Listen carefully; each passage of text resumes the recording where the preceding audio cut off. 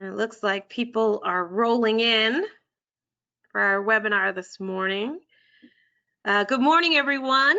My name is Tara Palacios, and I'm the director of BizLaunch. I have the absolute pleasure this morning to have my comrades in arms, Alex Held, Lourdes Morales, and our very, very special guest, Carla Urona. Thank you so much for being with us again today. As always, if it's Thursday, it is BizRefresh, everyone, where we are talking all things business during the current health pandemic. We're really happy to be talking to you today about maximizing your digital presence. This is actually a second part of the first part where we were talking about branding last week, and we're going to take it and like dive deeper this week as well.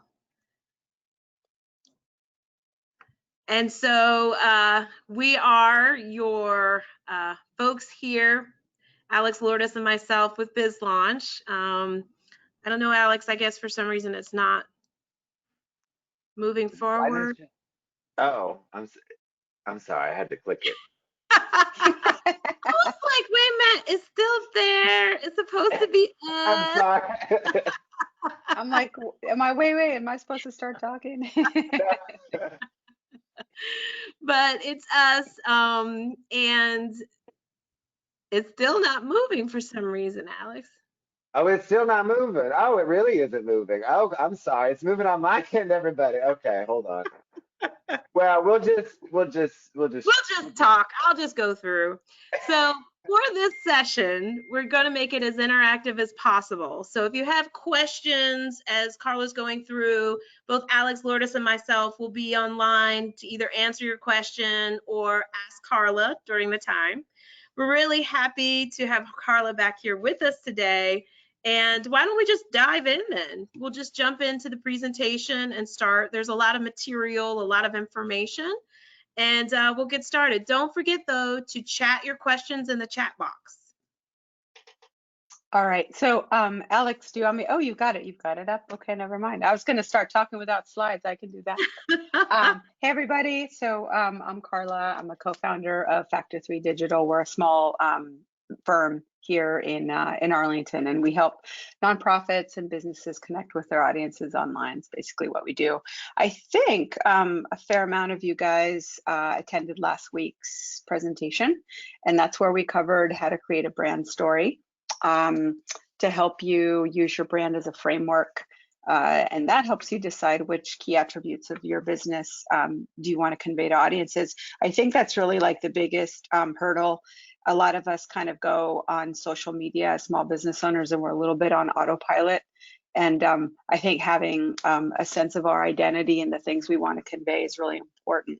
So that's why we started with a brand story. If you missed it, I know these sessions are recorded. So you should really go online and do that, because that's kind of almost like your North Star. So today's workshop is part 2. So think of it as part 2. We're going to be like applying that framework, the key aspects of your brand that you want to convey. I'm kind of assuming that you already know what those are, and we'll create an actual plan that's going to take, I guess, the guesswork out of social media marketing, so that you can start doing the fun stuff, which is creating, posting, sharing, engaging, but it'll be purposeful instead of just feeling random. So I think like last week, I'll let Alex handle questions. I will just kind of walk you through a few key ideas, and then we're going to go ahead and make this interactive and let you guys jump in. All right, so why are we having this workshop today? So for those of you that were at last week's presentation, this is the same exact slide we started with, because it's the same problem that we're trying to solve. So not having a good plan to guide the decisions that you make about what you post and how you engage on digital. Obviously, as you can see, it leads to an online brand that feels inconsistent, and it's poor, and more importantly, it's random. So as I also mentioned last week, this is not like a real business.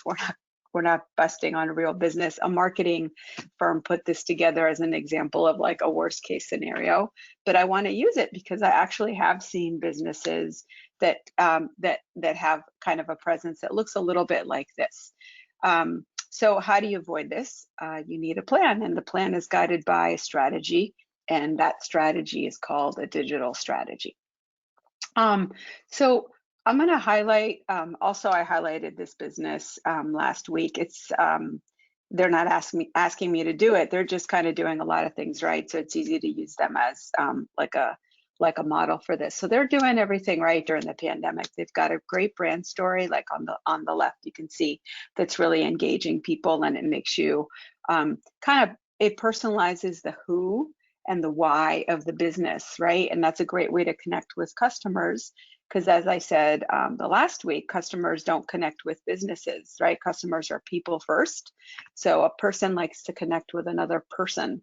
And so this, a lot of what I'm going to talk about on social media is how you can humanize and personalize your business. A lot of people are afraid to talk about themselves or maybe their employees. They're like, I need to like sell my service, my offering, my product. But actually social media is not used in that way. It actually turns people off if they don't get a sense of the people behind everything. So that's why I think this business is doing a nice job of sharing kind of their story. And then you can see their social media content. I want to linger on this a little bit. It's kind of covering all the bases. And as I mentioned, it's also doing following that other rule of social media. We don't go on social media to be marketed at, to be persuaded to buy all the time, right? I mean, that's what Facebook wants us to do, but that's not why we go to Facebook. We don't go to look at ads. We go to look at content. We go to be social, which means we go to engage with people. We go to connect with people. And even though social media can be a terrible place these days, there's a lot of ways in which we can still go on social media and be happy and be inspired. And I think you're using social media to help your business, to help share sort of the happy, helpful parts of your business, how you're connecting with people is it's free. It doesn't require money to be able to do that. You do it already, probably, and it's a great way to help your business stand out. So you can see how a lot of these posts are doing that, right? The values, community involvement, and the quality of the food that they serve. So they've done a nice job here. And I guess the third part in this post is, oh, sorry, Alex. The third part in there, if you can look at that slide, is just basically customers, right? There's photos of customers that are engaging with that business. They're eating the food. They've got the product. They brought it to their home, and then they're posting good reviews about that online. So that's kind of the third aspect. If you do things right, you humanize yourself as a business on social media. You don't just sell things on your Facebook. Your approach to posting content is more holistic, and then the customers fall in love with you, right? Because maybe they don't fall in love with you on digital, maybe they do, but certainly if they come and visit you, and then you connect that good in-person shop or store experience to where you are digitally, right? Where you are online, you put those two things together and you have what we call evangelists, people that are your fans that will talk about you on social media, and they'll recommend you. So none of that, what you see on this slide right now, none of it is random, right? They didn't just wake up and have these good ideas and they magically happen. That's not what this restaurant did. Behind all of this, there is a plan, and guiding that is a strategy, and that is essentially why we're here today. We want to get you to this point. So digital strategy, everybody asks me what this is all the time. You could probably Google the term and you're going to get like 50 different explanations of what it is. I don't like any of them, so I don't use them. Basically, I think a digital strategy is the plan that you make that takes the guesswork out of the what and the how, the key questions for the content that you're posting on your website and on social media, and also helps you kind of engage with your customers there. It's basically your roadmap. So it's a plan that you make to make good choices about all the stuff you do right online, and that helps you stay on brand. So remember last week we talked about your brand story and what are the key attributes that you want to come out from your business. It can't be everything. So you've got those key attributes in your head, and then those attributes need to be conveyed online, right? That's what being on brand is you have how you want to be remembered, the impression you want to make on your customers, that's your brand. So how do you make sure that your online activity matches those things that you want? That's essentially your digital strategy. And if you do those things well, you'll grow your business. So let's look at the components of a digital strategy. So this image that you see on this slide has nothing to do with digital strategy. A friend of mine a couple of days ago just wrote a post actually about data visualization and storytelling, but I saw it and I loved it because I was writing this presentation and I was trying to figure out how I can make digital strategy, how I can explain it to people without having it feel technical or sort of like markety, because I don't want to put you guys off. And I was like, oh, this is it. So I'm stealing this. He knows I'm stealing it. And I'm just going to break down the process for how you think about digital strategy. So you don't sit down at your computer and start typing out digital strategy. You don't do that. What you do first is you want to be inspired, right? So you look for inspiration in the world around you of things that other people are doing that you like, people that are similar to you that could maybe like work for you. That's the inspiration part. That's the first part. And it's really fun, right? What is the thing? Flattery or imitation is the best form of flattery. Think of it like that. Be inspired. And it also kind of gives you a goal at the end, like, oh, I think I could do this one day. One day I want to be where this business is, right? And then you have to understand the ingredients. So those are kind of like the aspects of that inspiration, those things that you like. What are the specific things that you can do to be like this other business that you see online? Those are the ingredients. And then apply the lessons that you learned. So you spend all this time looking at other people's stuff and all the things that you like about them, and you're looking at like the specific kind of ingredients of things that they're doing. And then you have to turn inward and you have to apply those lessons that you learned from other people. You have to figure out how you can get there as well. So that's kind of the third piece of how mentally you might want to think about digital strategy. So now that I've given you sort of the easier way, so be inspired, understand kind of those ingredients, and then see how those things apply to you so that you can do them too. Now let's get into the slightly more technical side of digital strategy. We're going to talk about the components a little bit more in depth. All right. So again, Carla, you can look up. Carla, Yes. I'm sorry. I just want to do a quick tech check because someone messaged and said they're not seeing the slides. Are you seeing them on your end as well? Yes, I do. Okay. Anyway, Teresa, I'll work on you offline, but go ahead, Carla. I don't want to interrupt. Yeah, no worries. So let's look at the actual components of a digital strategy. So the three ideas that I kind of talked about just now, they translate into more specific things, but I'm going to make this like not overwhelming.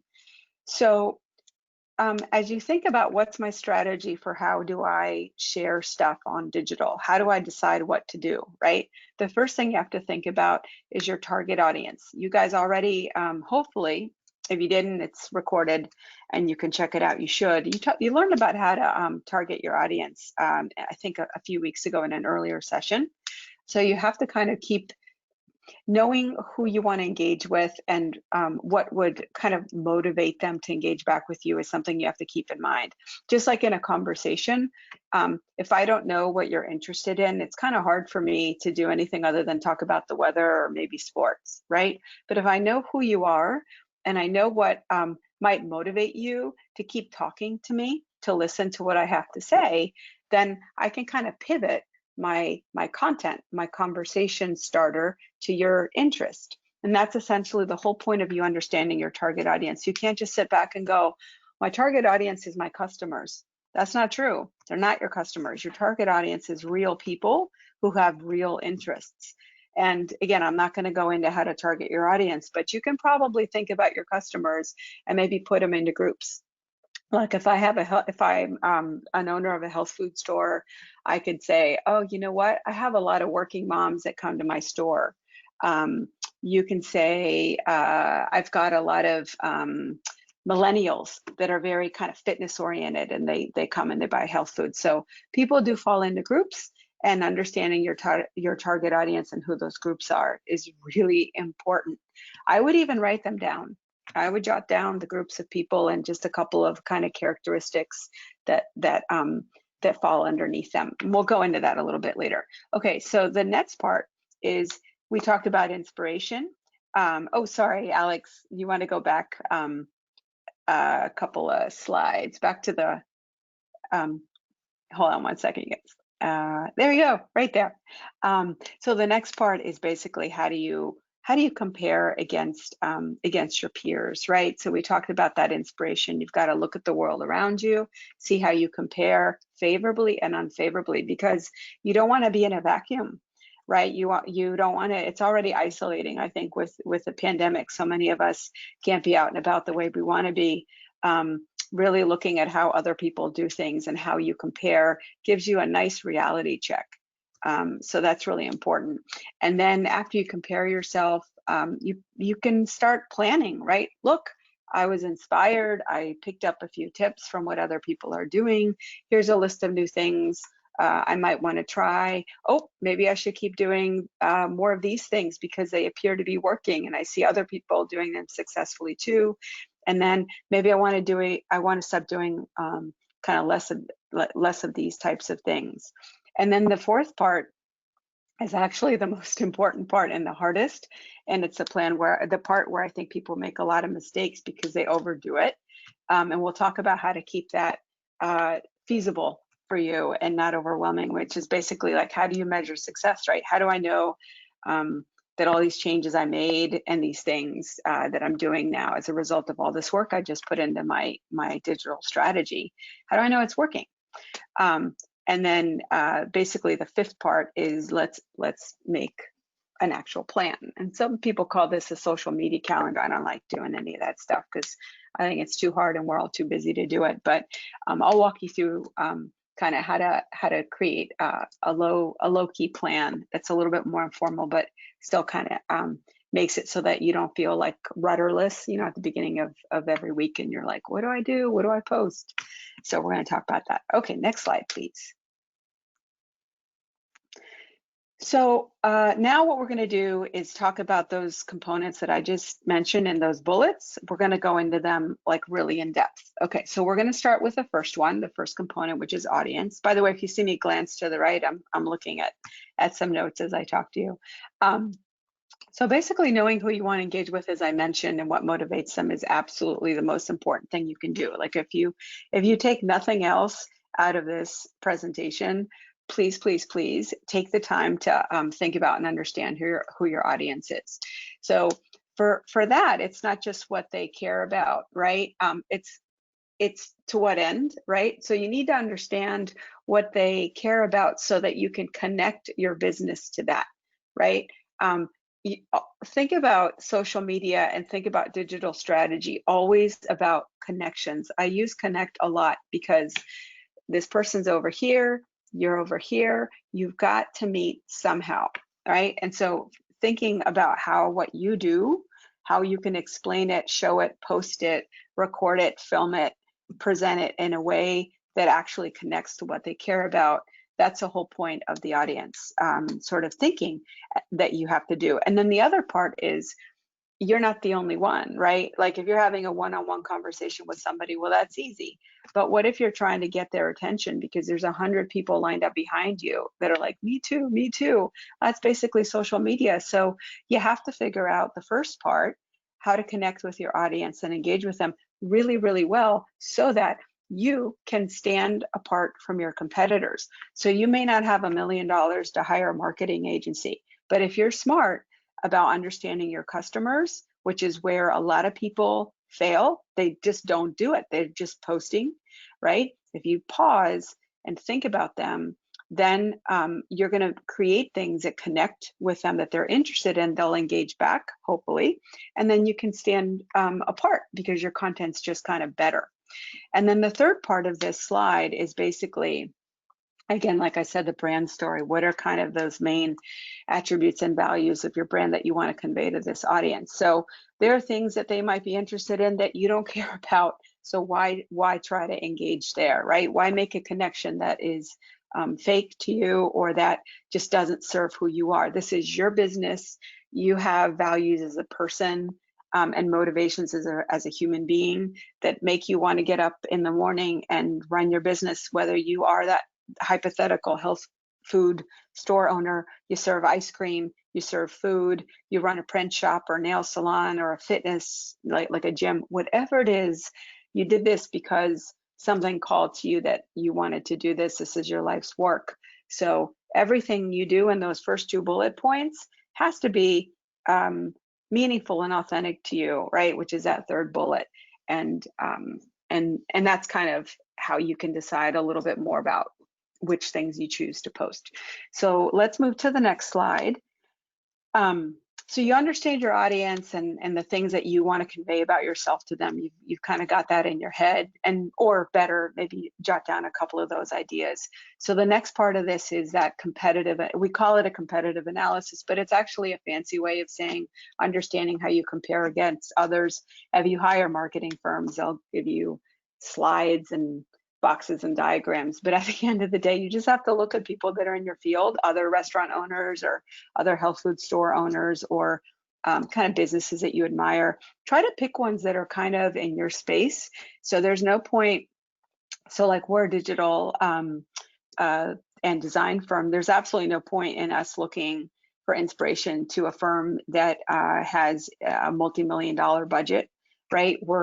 We can stretch a little bit, but we're not going to go too much more beyond that, because what's the point?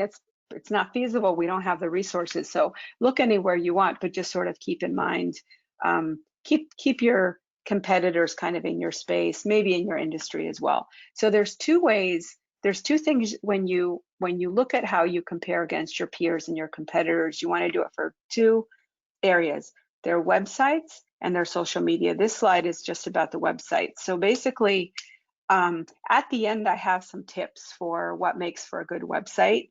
I'm not going to go over all those things here, but you want to look at their website and see if it does a good job of conveying what their business does. You'd be amazed how many websites there are, and you're like, that's a gorgeous picture, and I'm like scrolling, but I have no idea what you do. So that has to be front and center, because the customers go, it's essentially your digital front door, right? And if you can't tell people what you do up front, then they're probably going to go away. Then it has to look really good, right? So are the quality of the images and the photos and kind of those visuals that are there, how good does that look? Again, it's your digital shop, if you will. So you don't have a horrible, messy store, brick and mortar shop, right? So you want your website to kind of convey the same positive and high quality look, right? It doesn't mean you need a professional photographer. It just means you need to avoid these mistakes. And then the other part is that, and I underline it because it's like you'd be amazed again how hard this is to do, because you don't think about it. Most users have one thing. Most customers are going to go to your website for one thing, and you have to make it ridiculously easy for them to actually be able to do that thing. So my favorite example is a restaurant. If you're a restaurant and you spend all this money on this fancy menu that you can't put into HTML, you can only do it on a PDF because it looks beautiful that way. And then you post the PDF, and it's hard to find the PDF of your menu. And I'm really hungry, and I'm on my phone, and I find your website, and I'm like zooming into the PDF to read your menu. Don't do that. Like, you're a restaurant, your goal is to show me the food that you offer so that I will order the food. Make it as easy for me to kind of read your menu as I can. So that's the user goal.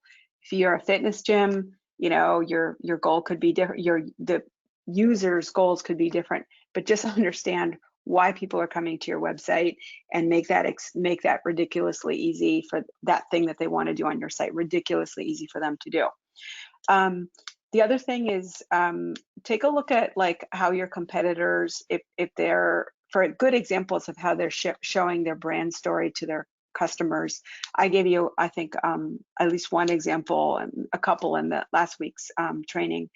So again, I've already shared why you need a brand story to kind of humanize yourself and make that real. But remember, your competitors, if they're doing it right, they're trying to stand apart from all the other people in what's now a very crowded digital space.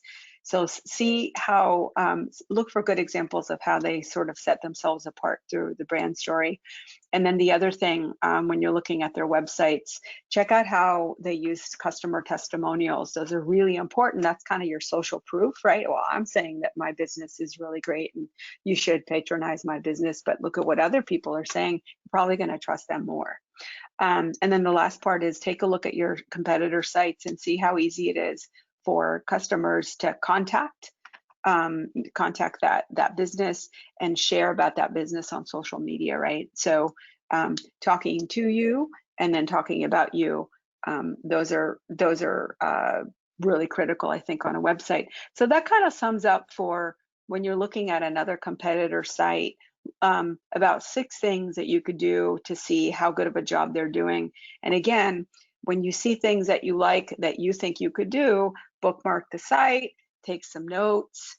We'll talk later about when we get to making a plan, like how to decide which of all these things to do. Don't have it be overwhelming, but just kind of maybe settle on a couple of things that you're like, oh, maybe I could try this. All right, so let's go into the second part of the competitive analysis. So this is the social media part. So you want to do the same thing you did for their websites. Check out their social media profile. Take a look at like all their posts and see the quality of what they offer, right? Do their pictures and their visuals show kind of a high quality offering? If they do, then that's probably a competitor you would want to emulate. You want to see the business also kind of in action, right? So it could be like staff photos or videos or customers doing stuff, with that business or using their products.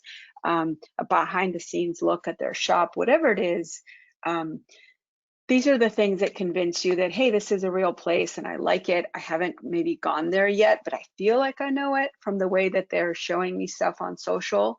And this will convince me to become a customer or buy the product or the service or go visit the store. And then the other part is take a look at them and see if they're just like selling or if they're trying to kind of humanize what they do. Most businesses, I think, contribute and give back to the community. And especially these days when there's so many of like people in our community that need help, I personally don't think you don't want to exploit misery, but if you're giving back, you should be sharing about that. So take a look at businesses that are doing a good job of that, and you can kind of learn from them. And then also the customer testimonials, it's more actually than good reviews. Absolutely, you can check out the customer reviews on their page and see how those customers are talking about that. That's can be very instructive, but also customers that are like, maybe do a search for that business on local groups on Facebook. I like to do that a lot and see if there's customers that are posting on those groups recommending that business. I've seen that happen a ton, and you want to get to the point where your customers are feeling as supportive and loyal for you as some of these hopefully good examples that you find online. And then at the end, just are there good examples of what your competitors are doing or how that business owner is also coming out right on social media? And when I say values and community, just kind of talking about what they do, maybe talking about work that they do in the community beyond their business, because if you put all these things together, you really want to see a holistic view of that business, not just I'm here to sell you this. You want to see a holistic view on social media. So look at your competitors and see who's doing a good job. If you luck out, you will find one that's doing all 5 of these things or more. Probably you will see bits and pieces, but you want to be the one. So we talked about you standing apart. now that you have this plan, right? You've got this presentation, you can do all these things, and maybe in 3 months or 6 months or whatever, you can be that good example that actually does all those things. Okay, so let's talk about the third part of all this work that you're doing, your digital strategy. So you looked at everybody, you got inspired, you made some notes about things that you like that might work for you, maybe things you didn't like, that's awesome. But then you have to do all that work, repeat it, but you have to turn it to you. So you looked at what everybody else was doing. Now look inward. Ask the same questions that you just asked about other people's websites and other people's social media presence. And I copied those little boxes for you as a reminder, and ask them of your own site. That's the fancy word for that is conducting an audit, not an audit like your taxes, but just how am I doing? And that's really important because that you can answer those questions about you, and they're going to basically say, how do you measure up? Now we're getting closer to the plan, right? We're starting to have some ideas of things that might work for us. And if I was a real marketer, I would call this a gap analysis, right? Which is like, okay, I think I want to do this and this and this, and I want to be seen in this way. And I saw these couple of business sites and they're doing it really well. Let me take a look at who I am and how I look on the website, on my website, on social media. And oh, you know what? I checked the box here. I'm doing this well, this well, this well. Uh-oh, I'm not doing this part. I don't have any customer testimonials on my site. I have 0 reviews of my business on Facebook. Everything else is good. That's where I have the gap. And so now you're starting to get a little bit closer to a plan. All right, now we're going to talk about the next slide, which is lessons to apply. What have you learned from all this? So you're going to put all that together. You're going to have a list, and you're going to have a list of like new stuff that you want to do, right? This is what my what competitors and peers in my industry, what they're doing that I like, that I think I can do, that might work for me, and they're clearly successful. So I want to emulate that. You've done your audit. So it's like, okay, I now see that these are the things that maybe I should do more of because they're working well for me. So I don't want to touch those. Maybe I want to do more of them. And then these are the things that maybe are not working well. These things are making me look bad, or they're taking me too much time to do, or I'm not sure about these, and I need to create some space for the stuff for new things that I want to try. So you want to have a good sense of what lessons you apply as a result of looking at other people's stuff and then looking at yourself. So that's the other component. So let's look at part 2 of lessons to apply. So this next slide talks about basically how do you decide which new things to try. That's really hard. You're going to sit down, look at other people's stuff. Hopefully you'll feel inspired, and you're going to have this list and a bunch of bookmarks, and you're like, what do I do? There's too much. So you need a filter to kind of figure that out. So the best filter, in my opinion, in my experience, is capacity. When I think about new things that I want to do as a small business, the first thing I think about is, can I do it? Do I have the capacity to do it? Do I have the staff or the time or the money, however you want to define capacity? Think about who you are as a person. So my favorite example is like, if you're like a weekend project kind of person and you never finish your projects on the weekend, right? And it's like 6 months later, and that whatever table you wanted to build is still in pieces in your shed or your basement. Think about how you run your business, right? And you may want to not bite off too much. You may really, really want to be hardcore about prioritizing and going for, what we call the low-hanging fruit. It's kind of like low risk. I don't have to do a lot, and I can maybe get a high impact out of this, and I get an easy win. Maybe that's how you think about it. If you need to start from scratch and you're like, no, I'm going to spend 3 months, and I've carved out, time and my attention or whatever you need to do for this effort to improve my social media presence, then your capacity is large, right? Also, your emotional state is really important. If you are very fearful right now, if you're very stressed out, if you're very anxious, your tolerance for risk might be kind of low. And that's not the time to launch I'm going to launch Pinterest. I'm going to launch Instagram. I'm going to hire a photographer. I'm going to do all these videos. It's not the time to do that. Just make sure that the changes that you make, even though you fell in love with them when you were writing them down or bookmarking them or whatever, just be very realistic and think about your capacity and how you're feeling and the amount of change and risk you can tolerate, because some of these things are going to fail.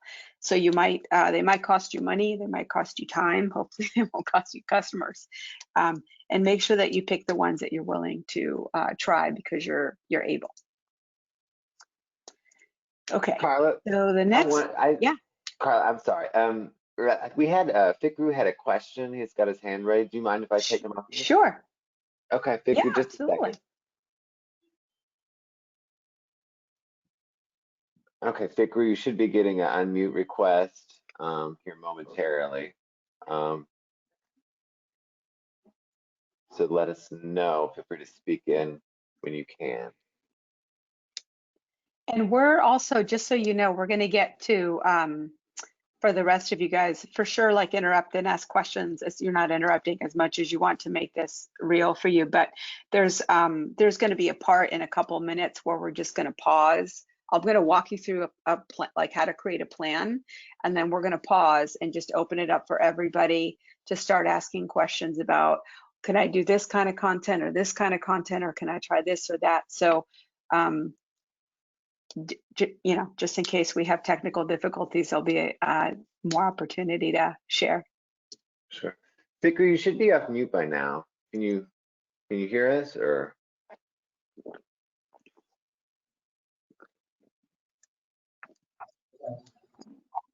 Okay. Maybe he.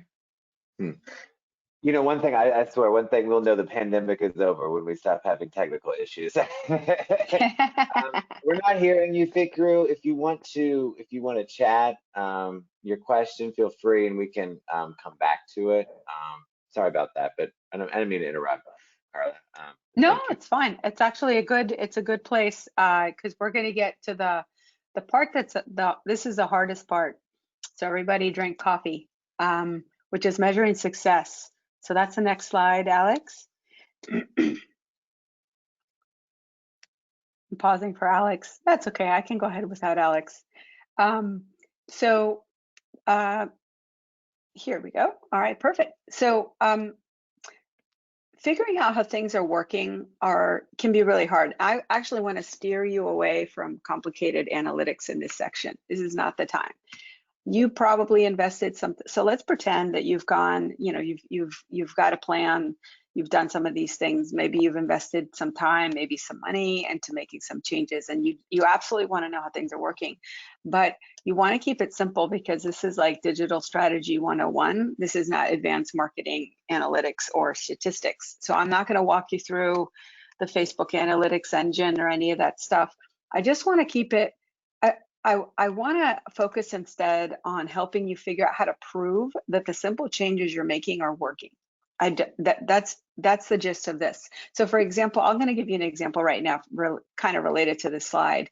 I have no, because there's a bunch of general things that are really hard to prove unless you are intentionally trying to figure out if the changes you're making are having these effects, right? So how in the world can you prove that? Let's say because you're posting more product photos on Facebook, let's say you decided to do that your foot traffic went up. Maybe the two did, but maybe banana consumption is greater in the summer, but that doesn't mean that hot weather causes people to eat bananas, right? So you need to actually prove that things that you do are having are responsible for the effect that you noticed. So here's some bad examples of those things right here, right? On those 4 things: more online purchases, more positive reviews, more recommendations, website traffic. It means nothing if these things go up. Let's go to the next slide. I'm going to show you kind of what I mean more specifically so you can kind of hone in on those things. So how do I know what's working? I like to think of like 2 or 3 different ways that help me prove that things that I'm doing are changing, are having the effect that I want them to have. And sometimes they won't, right? That's how you know that you failed, and failure is fine because you learn from that. So time. So I like to use time. So I did one thing differently over this period of time, and then I noticed this other change happen over that same period of time. So time can help you prove things. Targeting can help you prove things. So for example, I started promoting this product or this service on only this product, only the service on Facebook. And my store sales for that thing went up slightly over the same period of time, right? So that's getting a little bit better. And then limiting what you change, it's called a variable, right? If I change absolutely everything, if I make 100 changes and I notice one improvement, how am I supposed to figure out which change is responsible for that improvement? I can't. So limiting kind of your variables for things that you're changing is really important. Okay, so let's look at how that works in real life. Next slide, please. I think go back some slides. There we go. Perfect. All right, so measuring success. If you look on the left, whoops, next slide, Alex. Thank you. Perfect. Right, there we go. All right, so if you look on the left, you're going to see the effect, right? So that is the improvement that you noticed. And then alongside on the right is a possible cause. And that cause is something you intentionally changed during the same period of time.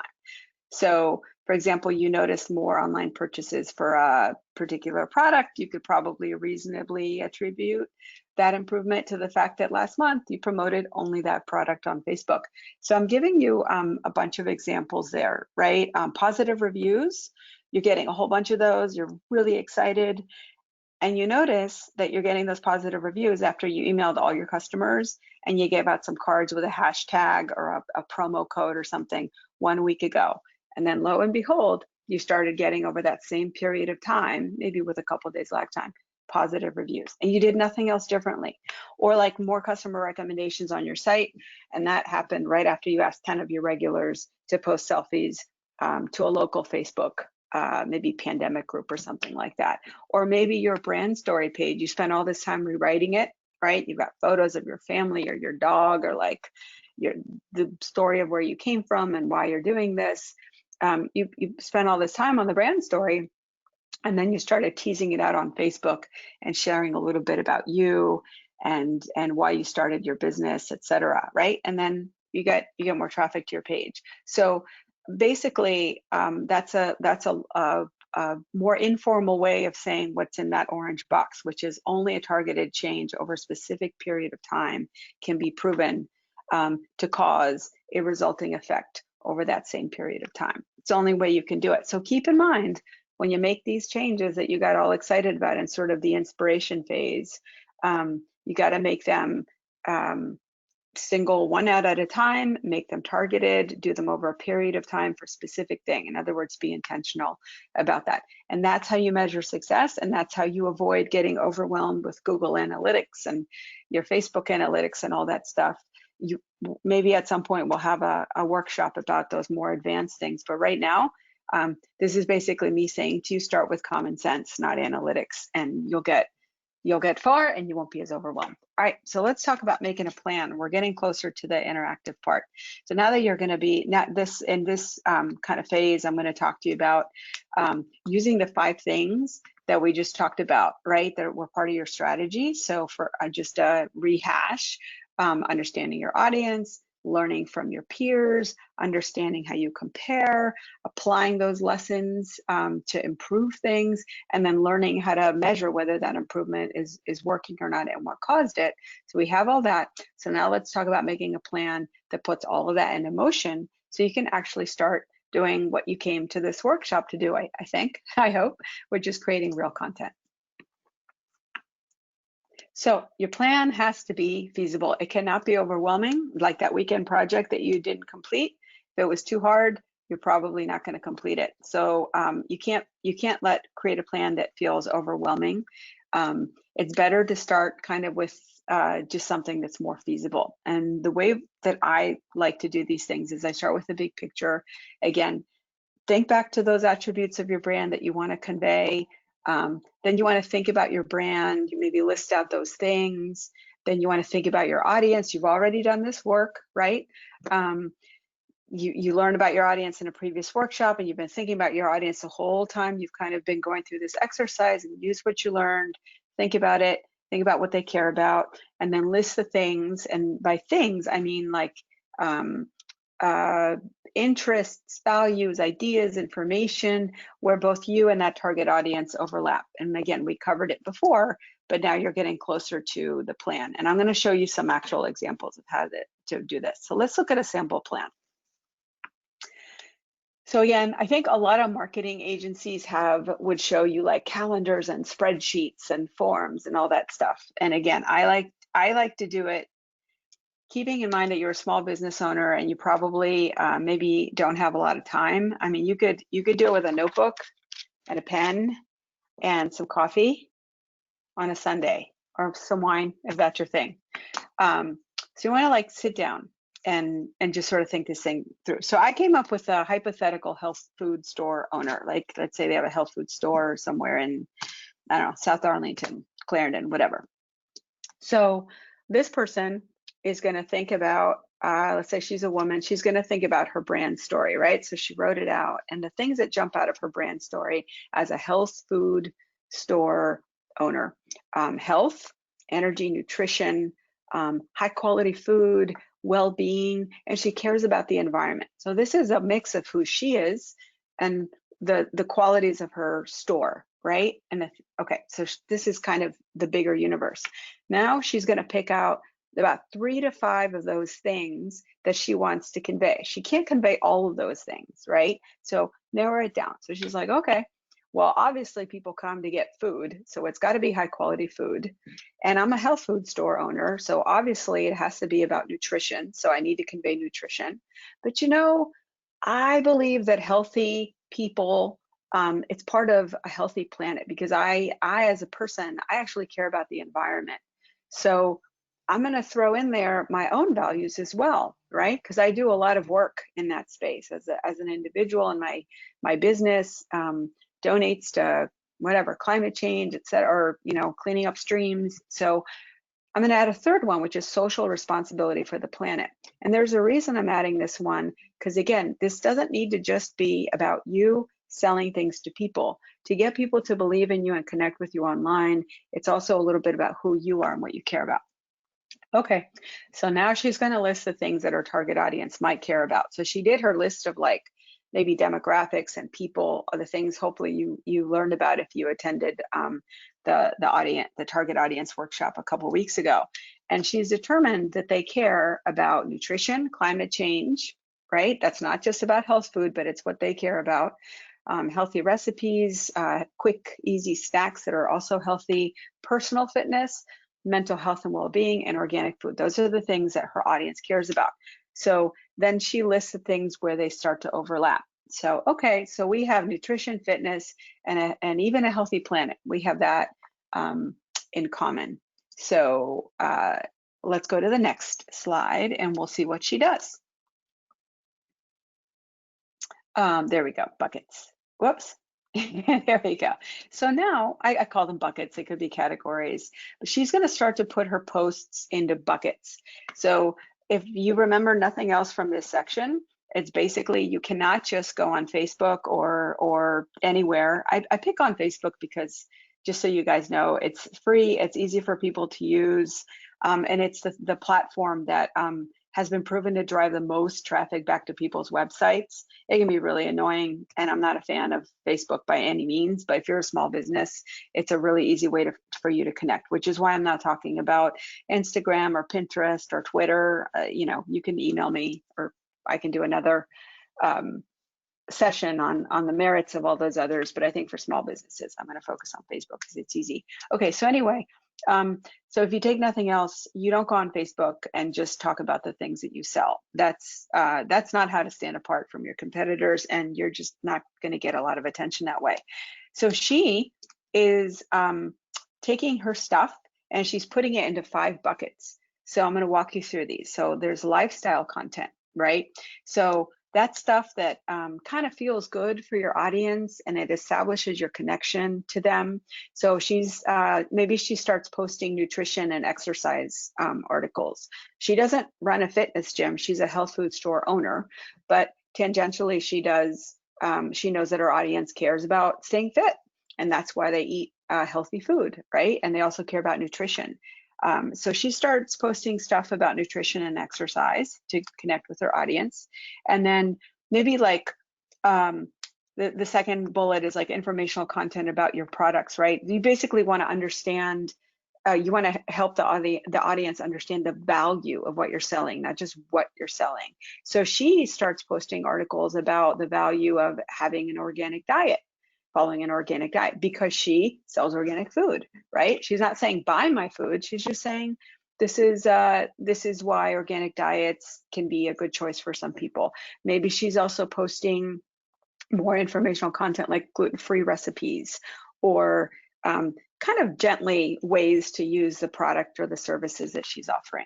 Okay, now we're going to get a little bit more specific to products. She's going to start posting products, store special offers, seminars.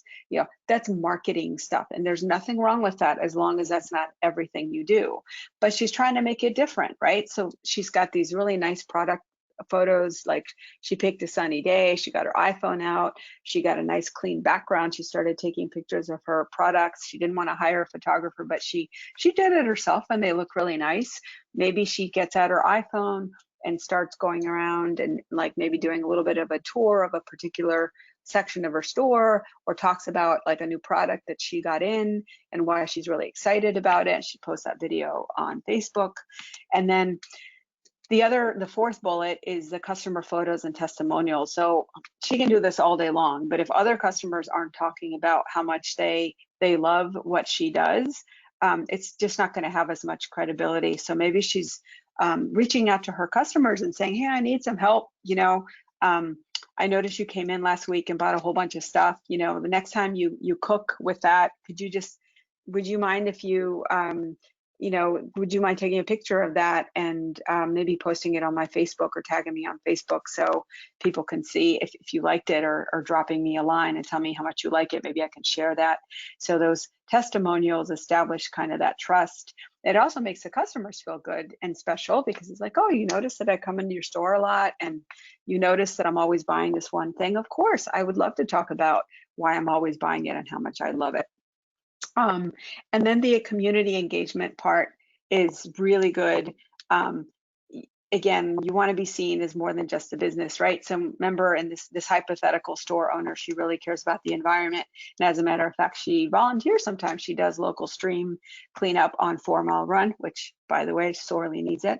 And so she has pictures of herself or her staff or her kids, whatever you feel comfortable sharing, kind of doing that work. And that humanizes her, but it also makes you as a customer or as an audience member remember that this is a real person who's not just trying to sell you stuff. Like she really cares, and it just kind of gives her like some credibility. So that's how all these things came together for this hypothetical owner. So let's get a little bit closer to, like I said, that interactive part. Let's look at the next slide.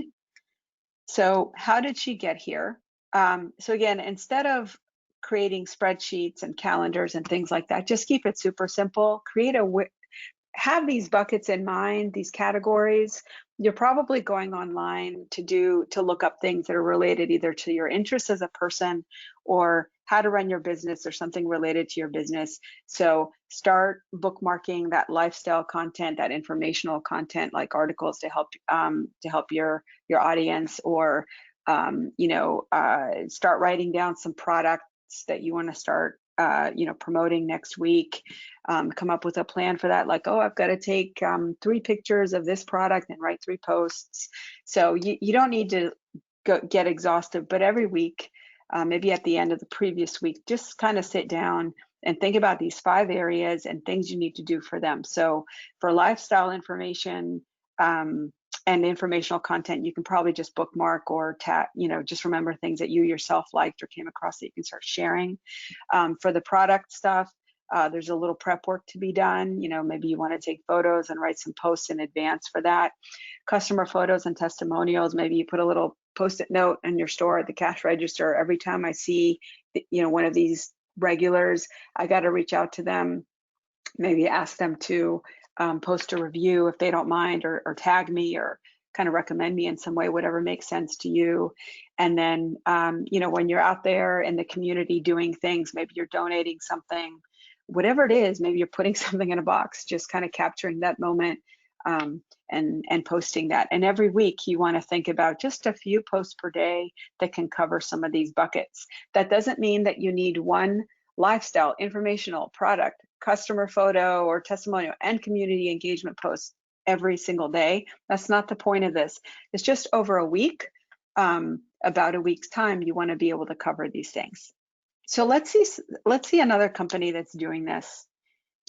This is a bigger company, and you can see, just a couple quick things, like make sure your tone and your content align with your brand. So if you if you sell ice cream, you don't want to come off as like academic and like buttoned up, right? And if there are things that you care about in the world, injecting those values into your content is a really, really good idea if you feel comfortable. So just very quickly, I used this company last week as an example. It's Tom's Shoes. They have a great story.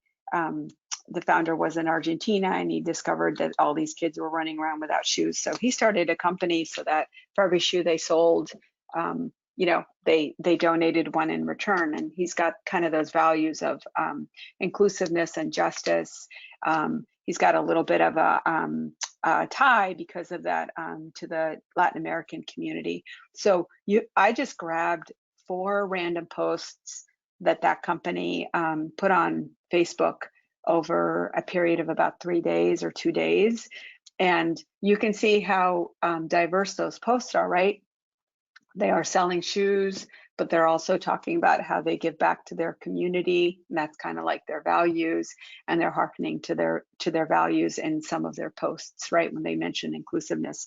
So they're not just selling you shoes, in other words. So that's another example of kind of seeing a plan in action. So I'm going to so let's go to the next slide. And I'd like to just kind of pause a little bit and have you guys raise your hands, and we're going to try this together if you feel comfortable. If not, we'll get the awkward silence and we'll keep going with the presentation. But what I'd like you to do is maybe briefly explain your business to me, just like kind of one line, and maybe give me a sense of like a couple of like 2 or 3 things you want to be known for, like that health food store owner. And then you can give me some ideas for some types of social media content that you think you could create, and I can give you my reactions as to whether those are good ideas or not. Or maybe I can give you some ideas, or maybe the other folks can give some ideas. I put in that box on the right, it is a little bit random, but those are just kind of some ideas for types of content that you could create online that kind of would help round you out. And those are specific things that relate kind of to those buckets of lifestyle, informational content, the marketing stuff, the customer engagement stuff, and the community work that you do. So let me pause. Folks, feel free to raise your hand. Fikru, I'm going to try this again with you, so just a second.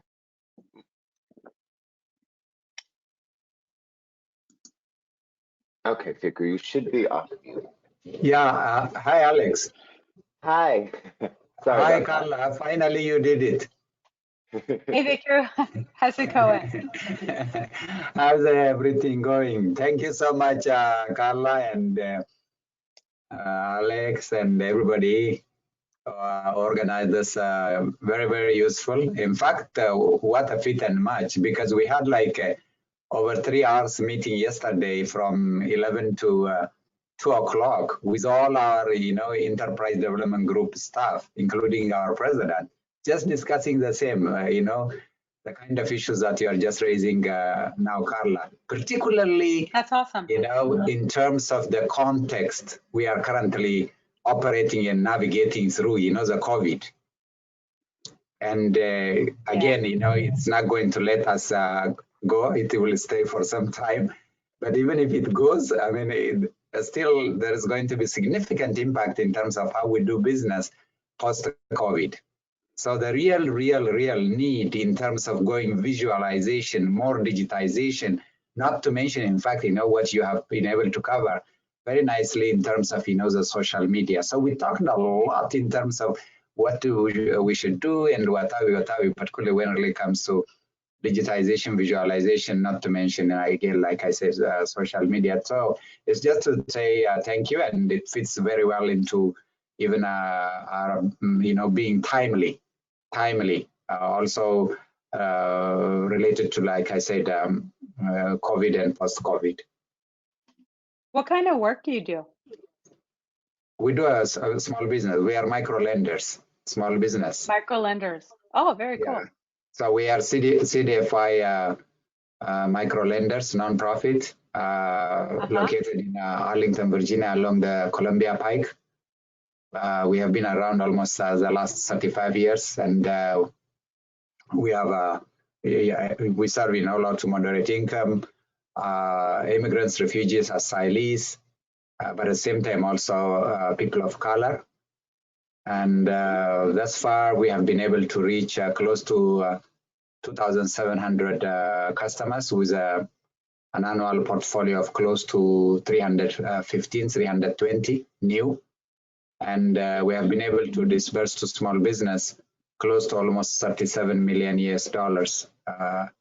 to date. And annually, we do on the average 350 to 400 times even 500 in terms of new business clients, and on the average 4.5 to $5 million disbursed to small businesses. And currently also we are responding in terms of providing assistance, support, and help to those small businesses that are significantly impacted because of the COVID, in terms of continuous mentoring, coaching, one-on-one training through Zoom, in terms of processing PPP SBA loans. And we have even deferred, principal and interest for 3 months, to give them some breathing time as far as our loan is concerned. But at the same time, also helps them access, all resources, not to mention, in fact, coming from Arlington County as well, and helps them navigate in terms of, application to those disaster relief funds. Did you, and I'm glad this was useful to you. Did you have, are you having problems connecting or kind of pivoting, I guess, to engaging with your folks online more? Or, did you have a question also about the workshop? Is there any way that I can kind of help you guys answer some questions? Yeah, I think that the biggest challenge is the shift from the usual face-to-face to now more interaction with our customers online. The digital, going to the digital system online, whether it's social media or otherwise. We really want to do not only in terms of, marketing work on social media and what have you, we really want to also provide the option for those who are digital savvy in terms of the small business clients to go online and complete the end-to-end loan process, right from the intake application, review, all the customer interaction, and to approval and loan disbursement and loan servicing follow-up. So we just want to take it, virtual, particularly for those who are savvy, but still not forgetting that those who are going to be left behind because of, not being savvy digitally, but who want to also continue to do business, face-to-face as usual. Yeah, what I would say too to that is I'm not going to talk about the platform. So we do work actually for some commercial clients who do commercial lending, and there's amazing platform that like big banks use to take the lending process and put it online. obviously, but I think, so I'm going to sidestep the question of you setting up a lending platform that is online. You obviously know you need to do that, but I do think that your challenge is going to be to drive your existing constituents to that platform.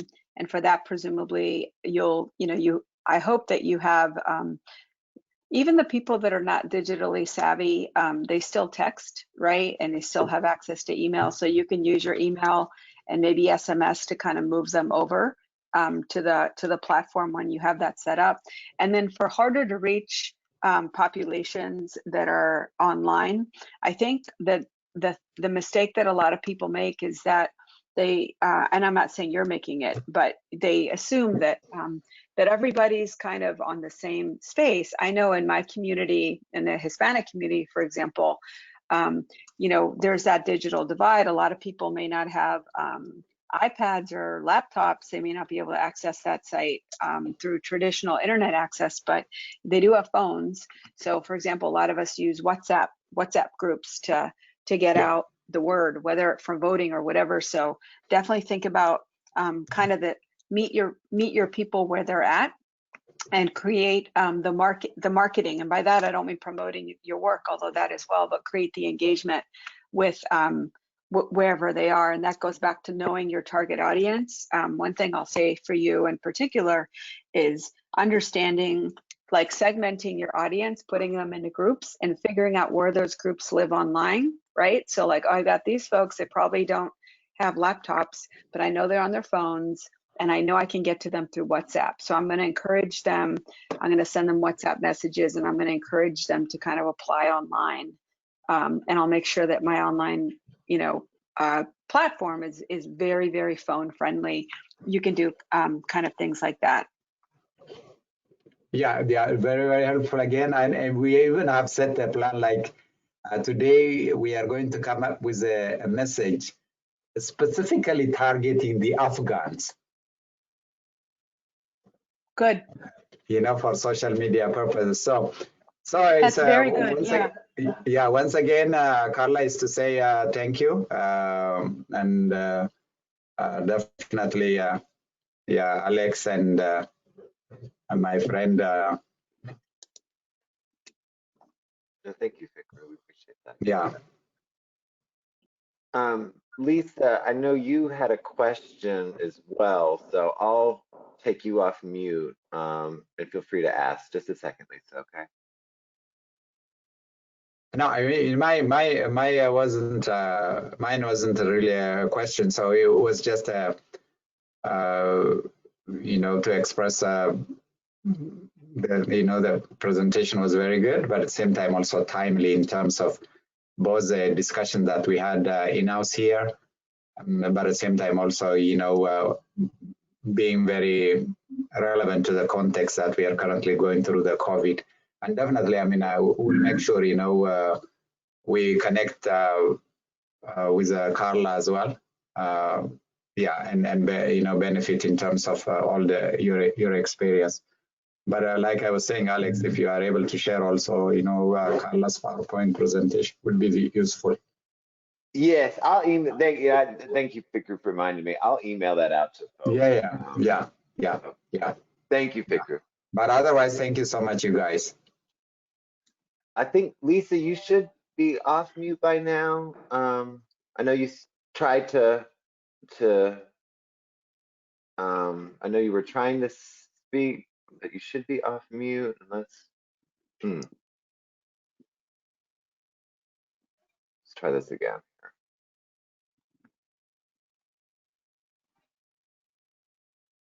Seems.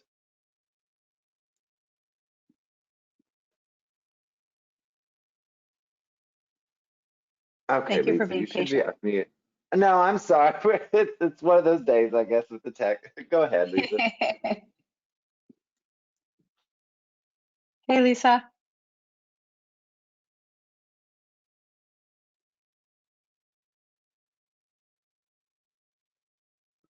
Lisa, I think we lost you all of a sudden. I'm not sure what happened. It can be hard to for people to figure out where their unmute button is, or their talk button too. Yeah, and I think Lisa's on the phone.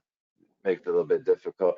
Well, Lisa, I guess Carla, if we can go on, but we can come Sure. back to you, Lisa. Feel free to raise your hand later on. I can come back to you at the end too. So Cool. All right. So let us go through kind of the rest of this. So we covered a whole bunch of stuff, right? But the whole point is getting you to the point where you're kind of comfortable creating content, and you have a kind of a better framework for decisions, right? What to do, what not to do, what's a good fit for you, et cetera. But once you get into that groove, there's other stuff that you can do, and I want to walk you through that right now. All right, next slide, please. So we're going to talk a little bit about social media habits. I get these questions a lot. You can Google these and get different answers. I think to make this like not overwhelming, I try to be, again, low key and kind of have a low bar for the things that I suggest that people do as good social media habits. So 5 things to remember. Check your social media a couple times a day. You don't need to be checking it all the time. As a matter of fact, if you check it too often, I feel like you get burnt out and you do less good of a job at engaging with people, right? Because you're just consumed by it and you're rushed. So I actually don't recommend checking it that often.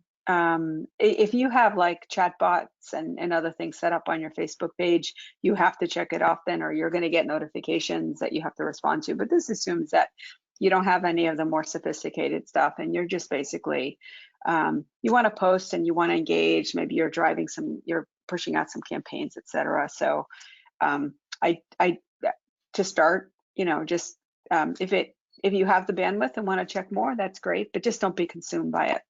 The other good habit to get into is just be relevant. Don't post in a vacuum. Try to tie the things that you are posting about, even if you thought about this on Saturday and it's like Thursday and you have a bunch of things you want to post on Thursday, just always just pause and reflect to see what is going on in the world around you. So for example, it could be tone deaf to post a new product offering if there's been some type of tragedy or civil or unrest. We've had the protests going on that have really taken their toll, I think, on people's lives for sure, and our emotions. So maybe if something is happening on a local or regional or national level, you just want to make sure, number one, you're not opportunistic and you're tone deaf, or you're trying to kind of take advantage of something. So number one, right? And then number two, that you don't do that unintentionally. So just know what your customers are talking about. On a more positive note, I don't know if it's like National Ice Cream Day, maybe you want to tie things to ice cream. So even if you don't sell ice cream, whatever it is, but just try to be relevant to what's going on in your customers' lives. Be diverse. I think I can say with confidence that I have talked about this a lot, but you don't just want to sell, right? You want to align it to other things that your customers care about that you do. I think responding promptly is huge. I know I just said don't check your phone constantly. That doesn't mean every time somebody posts a review, you get a notification, you're like, thank you. You don't need to do that, but don't let days go by without acknowledging reviewers or engaging with customers who have engaged with you. It can be like a thumbs up or a thank you. And being specific in your acknowledgement of them is really important. Like, I'm so glad you liked blank. It just makes them feel heard, that personal touch, which is way better than just like a thanks. And then I guess people stress out about bad reviews. There have been, you could hire a consultant to walk you through how to handle reviews. There have been there are websites dedicated to it, podcasts, blog posts, etc. I can't do it justice, but I think I can say you don't want to get into a fight with people on social media. You don't want to sound defensive. You kind of want to own things immediately, right? Because you might have a great explanation, but you can't assume that your customers kind of know what happened, and they sometimes the public will kind of take the side of the reviewer, right? Oh, just like me. So don't get combative, and definitely don't ignore bad reviews and just let them sit there. You do want to plan for publicly responding to that review, but it just does not need to be a long defensive excuse for what happened, even if legitimately that is what happened. So keep it brief, be authentic. If you mess up, apologize, and you'll be seen as credible and trustworthy. Next slide, please. So once you get in the groove, the other thing that you can do once you're comfortable posting, and more importantly, once you have figured out kind of what works, oh, when I post these types of things, I'm getting a lot of engagement. Just maybe take a month or two and just kind of get in the routine of posting more content so you can understand your audience. And then after that, you can start maybe some product campaigns, which is where you choose something that you want to promote that week. You want to start writing posts about it. You want to make those posts high quality. You want to have good photos. Maybe you want to inject some customer testimonials into that product campaign that, again, it lasts a whole week. Maybe there are things going on. It's ice cream week, so here's our strawberry ice cream. Tying them to what's relevant, building up excitement each day. Hey, it's launch day. We're celebrating, our whatever flavor of ice cream with this other thing, but just kind of giving people a mix of new things each week, or excuse me, each day for that campaign is really fun. You can do offers, discounts. You can also use like tracking links if you're comfortable with that, so you can figure or somehow measure referrals, so you can see, oh, hey, I did this on Facebook and now I'm getting more traffic on my website or more purchases or whatever. And you definitely, I think the best advice I can give you for campaigns and actually social media in general is, if something's working, do monitor that frequently, because we help clients, for example, a lot with like what we call A/B testing. I'm going to try posting this orange photo, and then I'm going to try posting this green photo online and see which does better. Or I'm going to post the same photo, but one's going to have an academic sounding kind of caption, and one is going to have a more fun caption. Which one does better, right? So we do a lot of testing. I'm not saying you have to do that, but when we know that something is doing better, the green photo did better with the more fun caption, we take down the one that isn't performing, and then we push more on the one thing that is working. So that's kind of more, the A/B testing thing is a more advanced type of marketing. But for you, if something is working well, you should do more of it. Don't just kind of stand by and watch it happen. Next slide, please. So the other thing that you should do when you've kind of wrapped your head around this is definitely see how your website needs to be improved. You've already looked at competitor sites. You've already seen things that you want to do more of. But I can't emphasize how much your website experience needs to mirror. If you have an in-person store, shop, or the brand that you want to convey really needs to kind of match that. So for example, if you have a store, right, chances are your store is not a mess and dirty and disorganized, right? It's probably nice, it's well lit, it's easy to find stuff. So make your website feel like your store, and you don't need to hire a consultant to figure out how to improve your website. Maybe you need to hire a web design firm to do it, but at a minimum, there are probably things that you can do to take the user's perspective and say, am I making this stuff easy to find, just like I do in my physical brick and mortar store. And then the second thing, which I talked about earlier, is the user goal needs to come first. So just think about your audiences and say, all right, I have this website up. I know people are going to come to do one of these 1 or 2, maybe 3 things, and that's it, right? So those things have to be really easy for people to do. So the content and whatever the features, how to navigate and get to those things on your website, all those things have to center around those key user goals. And doing a good job of that so the user doesn't get frustrated. Because think about when you go to websites and you can't figure out how to do what you wanted to do on that site, you just click away and you don't come back. You get frustrated. So you want to avoid that. And then I guess the third part, which I talked about in the first part, is basically just quality visuals. Just kind of showing you in action, your site is your virtual front door, right? Especially during the pandemic. If people want to visit you and they don't know what that experience is going to be like in person, they're going to go to your website, they're going to go to social media, and you really have to show your business in a good light there. So I think that one kind of goes without saying, but sometimes easier said than done. So next slide, please. I'm not going to go, this is just a list. So I think Alex is going to email this presentation to folks afterwards.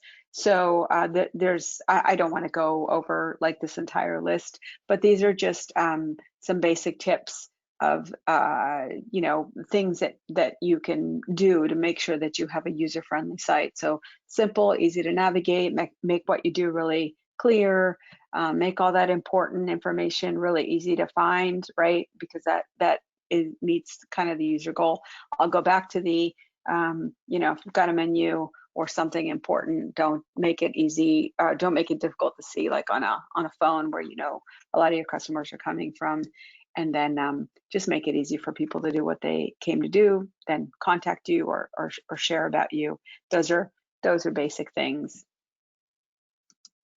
All right, next slide. So almost the last part of this is what I call evangelist, but it's just basically, you have customers that are loyal to you and they love you and they love what you do.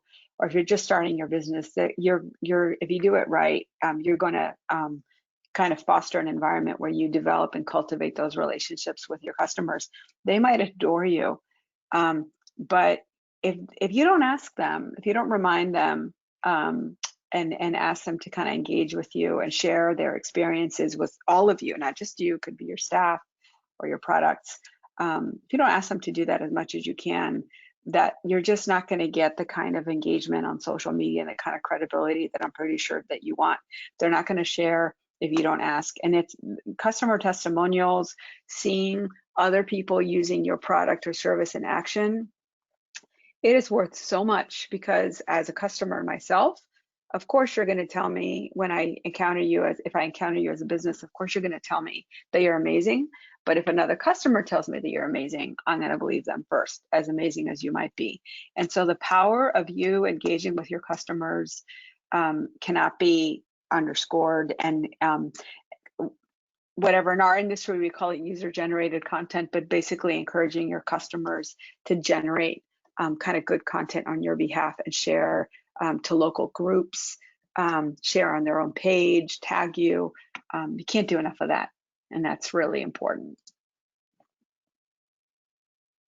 Next slide, please. And finally, we're kind of at the end. So I think to sum up everything is, I guess my parting advice is to just don't beat your head against the wall.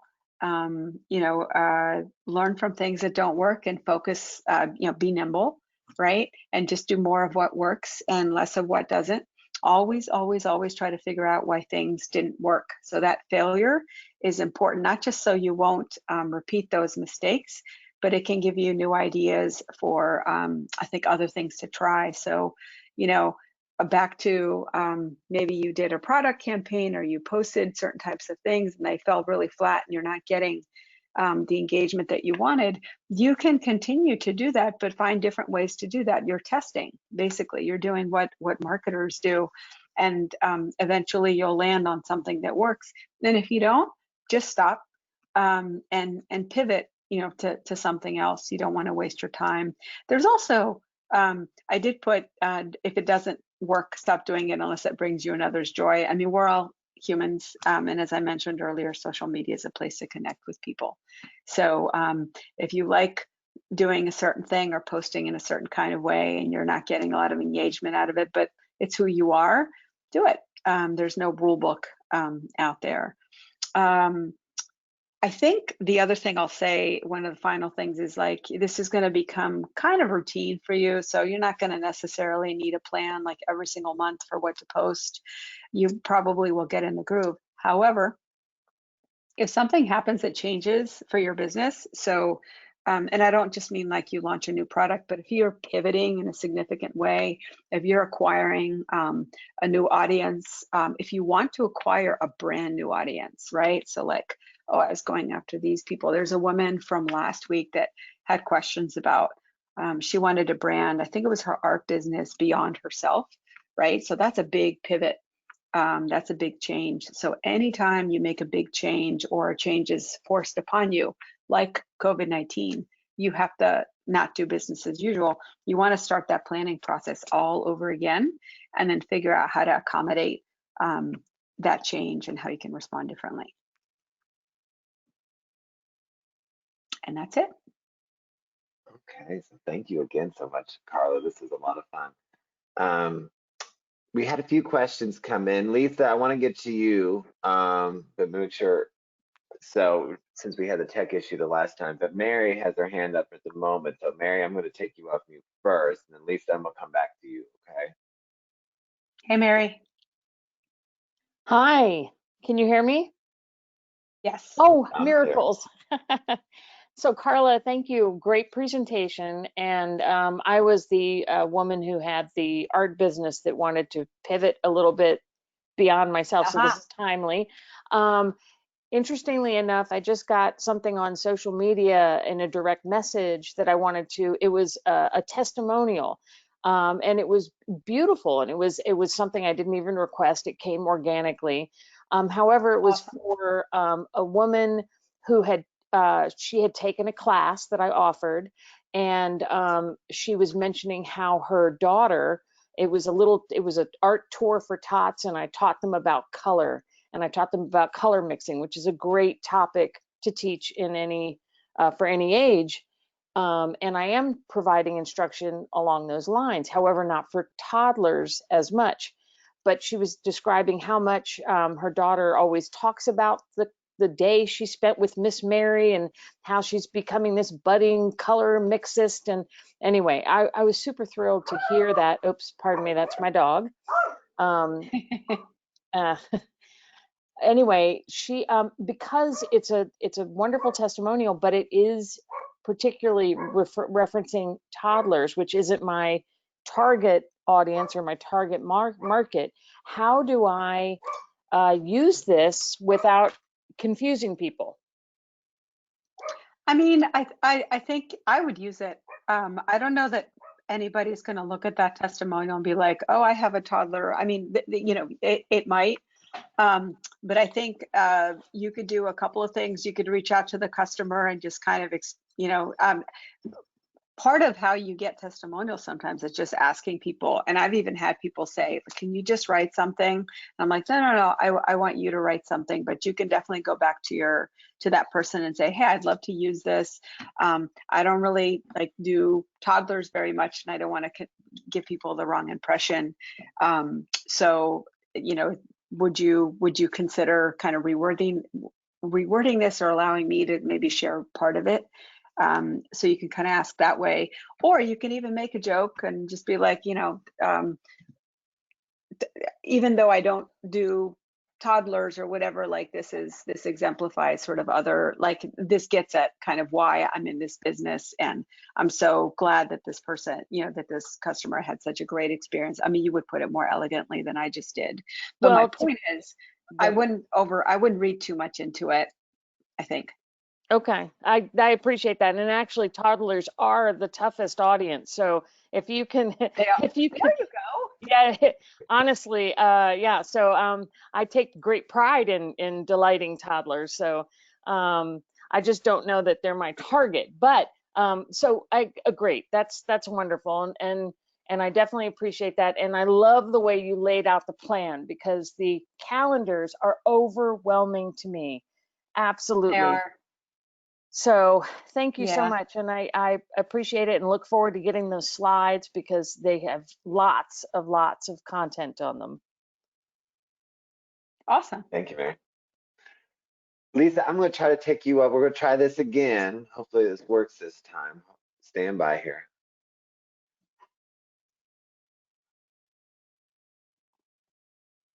Okay. Lisa, you should be off mute. Okay, can you hear me? Yes. Yes. Ah, it did work Hey, this time. Lisa. Fantastic. We Hi, did it. how are you? Thank you so much. Good. Really enjoyed it. This is not necessarily what you covered, and you maybe just don't want to go down this rabbit hole. But I think my question with Facebook or Instagram or any of these social media things and gathering your audience, and I feel like I have a grip on my audience.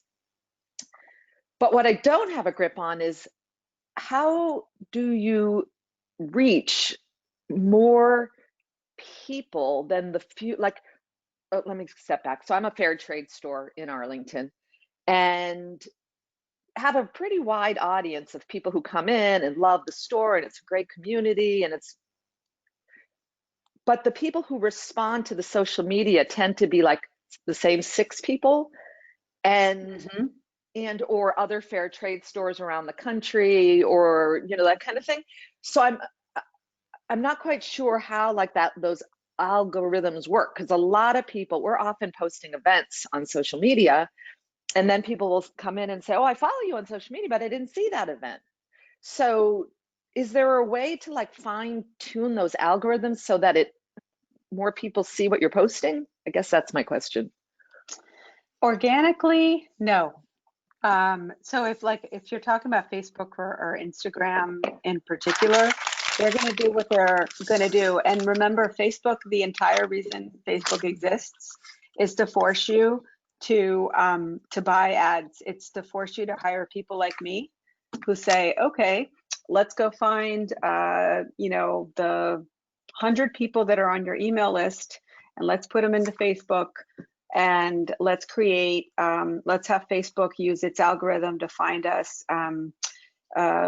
10,000 people in Arlington that share the demographics of those 1,000 people that are on your email list, right?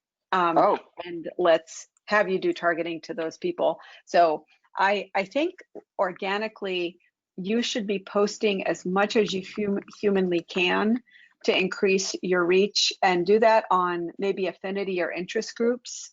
So you talk about fair trade, there's a lot of like active Arlington groups in the area that might have things that are kind of, this goes back to sort of the early part, like if you're doing Venn diagrams, right, where some interests overlap, but it's not literally like, what you do.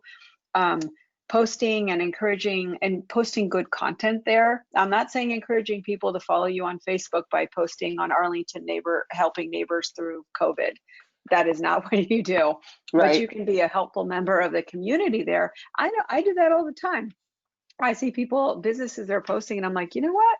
They've posted a couple of good things that I really like. It's clear like we have some shared interests. I'm just gonna follow them. The other thing that you can do is you can encourage your foot traffic customers if you're getting a decent amount of traffic, and you can encourage them to go online. You can do so much through email as well. So I notice you're here today.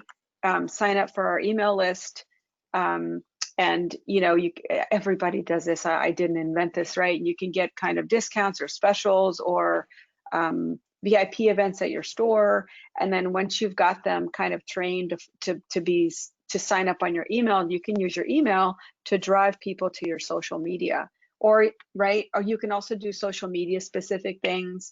So for example, if there are things in your store that you can help people, I don't know, learn more about, learn how to use a particular product, learn how to do a particular thing. You can go on social media and kind of do that Q&A. You can do live chats, you can do videos. So you're basically trying to create experiences online, since it sounds like in your store, like your physical store, you've kind of got those people. So let me sum that up. If people are walking through your store, you have to figure out ways to get their information so that you can email them, and then encourage them to interact with you on Facebook or other channels, but I do think Facebook is the best one. And then you can ask your regulars and your customers to kind of help you grow your audience on Facebook. That said, I'll be honest, there's a limit to what you can do without actually creating, giving Facebook what they want, which is money. Yeah. And they make it harder every day. So relying on kind of your community to do that that marketing for you as much as possible, I would really recommend that. Okay. You know, I have noticed lately Facebook will like deny my ads. Like I sell these RBG masks, and I don't know if they considered RBG political. Maybe. I mean, I do this for a living. I don't run paid campaigns, you know, like literally every day, but every time I'm like, okay, what did they change today? So I would say that anything to do with politics, and I know that Facebook is clamping down on political things as we get closer to the election, it's going to get harder. And you can always reach out. I mean, they do, as you know, right? They have those portals that you can say, why was my ad denied? Or you can appeal an ad. You can do things like that. I don't find them always as useful as I would like, but I'm not surprised to hear you say that. Okay, great. Thank you so much. But one other quick thing is you might want to consider how you brand that, maybe taking the name out of it and kind of pivoting to something like this is about justice, or about making your voice heard, or celebrating progressive champions, or like whatever it is. Sometimes it's literally like taking certain names out of the ad, and that might help you. Okay. Yeah.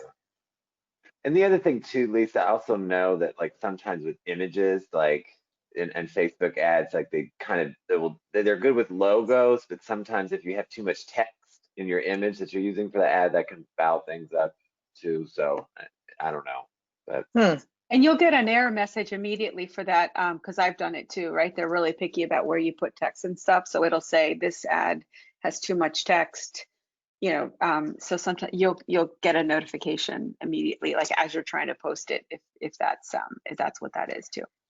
And you know, I have added a wine and beer cafe to the store, and I'm wondering if that has caused them to now think I'm selling wine and beer in my ad rather than the gifts, because it's just like suddenly it's not working. Yeah, you can email me like a screenshot or something. I can take a look at it if you want. Thanks. What's your email? It's Carla@factor3digital.com. Thank you. and I have it up on the screen here for you. You know, my screen is only showing you guys because I'm on my phone. But that's great. Thank you so much. You bet. Cool. Well, if anybody else has any other questions, feel free to raise your hand. Otherwise, we are at the time. I want to thank Carla for joining us today. I thought this was an excellent presentation, and I liked. I too get overwhelmed with the social media calendar, so it can be a little much sometimes. But thank you for making it simple, and this is really a great conversation. So thank you. Folks, I do want to give you a heads up on the phone. They're still here. Tomorrow at 10 a.m., we're actually doing have a newer program. We're working with Arlington. It's called Boost Your Business on Local Budgets. And it's a 4-part series on how to do business with localities in Northern Virginia. We're working with Arlington Procurement Office, and they're kicking off talking about procurement opportunities tomorrow in Arlington. But then it's a 4-part series. So every Friday in October, we're featuring a different jurisdiction. So the week after next week will be Alexandria. The week after next will be Fairfax. And we're also having procurement officials from Pennsylvania come and join us as well. So if you're interested in that type of opportunity, or if it's a great opportunity for you to gain access and learn more about how procurement is done on the local level. So we thank you for joining us. I hope you're able to join us.